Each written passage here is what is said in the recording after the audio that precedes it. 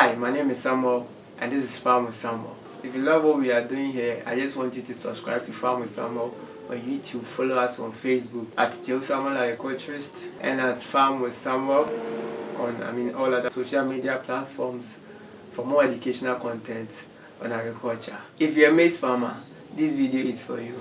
In some parts of the Asian countries, there are some kind of practices, that most maize farmers are practicing on their field. I will not say most, but it is some kind of practice that they've been doing for long.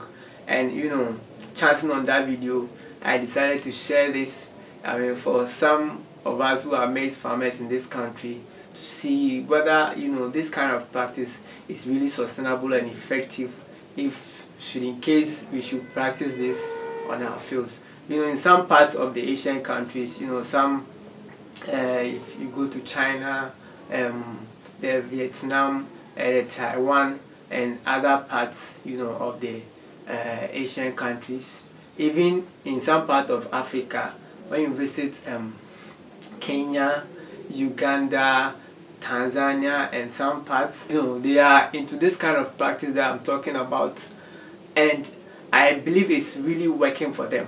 So when I got a chance to watch the video, I decided that as a maize farmer, why not practice this on my field to see how feasible, how sustainable, and how effective this kind of technology or this kind of practice is going to be should I practice it on my farm.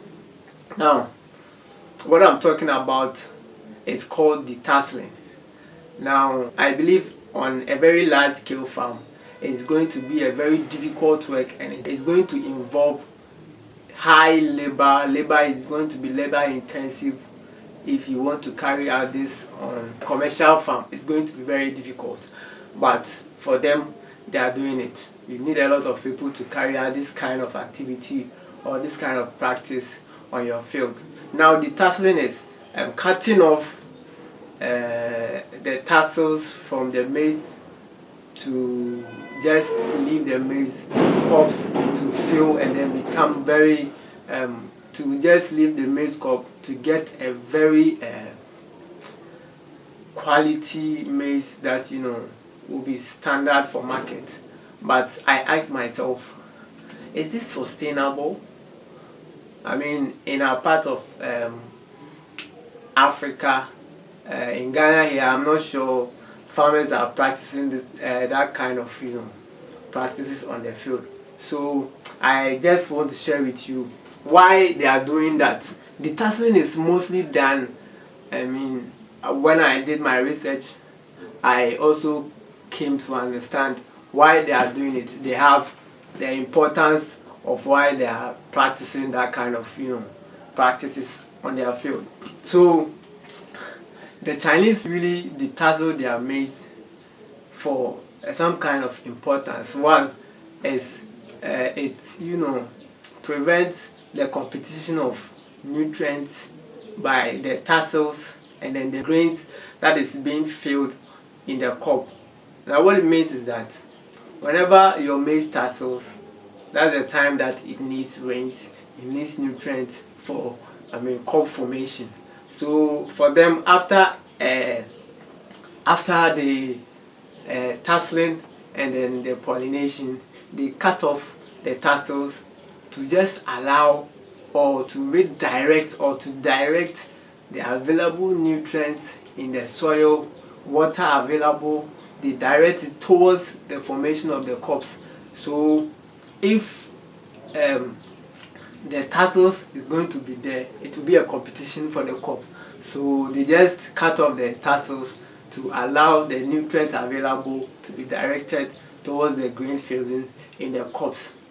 And I believe this is going to be effective, because if you cut off the tassels and your maize is going to be filled well, why not do it? And I believe for me, I think I'm going to practice it. And I have some friends that are also into maize production. Kobina Bam is there, Anabafrowa is also there, and I believe they are also going to practice seeing these videos. So I'll just show you a video of how they do it, how they cut off the tassels from the maize, and you see how effective it is for them. Again, we also know that if if your maize tassels, it attracts insects on the field. So it is also a practice to just prevent pests and diseases from your field.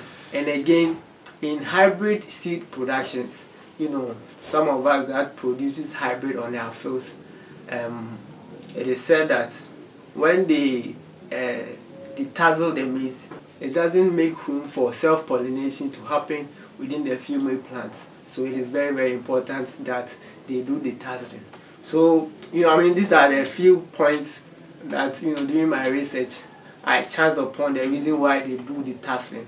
And I believe if you are going to channel all the energy on the field, all the resources on the field towards grain formation, I think it's a very good practice that as a maize farmer, you can practice it for you to achieve the quality yield that you want, the best and the quality maize that you can achieve on your field. So just that, as I said, it's going to be a very difficult work, if you are going to practice this on even more than an acre of a land. It's going to be difficult, but trying, you can try it and you see how effective it is. For me, as I said, I'm going to try it and then see how effective and sustainable it is. If indeed it is really working, then it's going to be the way forward for maize farmers to carry out these practices. I'm not saying watching this video you should do it, but as I read about it, you can also read about it to understand how effective this practice is going to be. You can just practice it on a few plants on your field to see the difference between the one that you don't tassel, the one that is left without detasseling it, and then the one that you detassel, to see the difference, and you can make an informed decision on what kind of practice you want to do on your field in regards to detasseling. So this is the field that I want to share with you about this kind of practice, detasseling, that's been carried out in most parts of the Asian countries. So I just want you to subscribe to Farmer Samuel on YouTube, follow me on Facebook for more educational content on agriculture. My name is Samuel, just join us, let us plant today and harvest tomorrow. This is Farmer Samuel.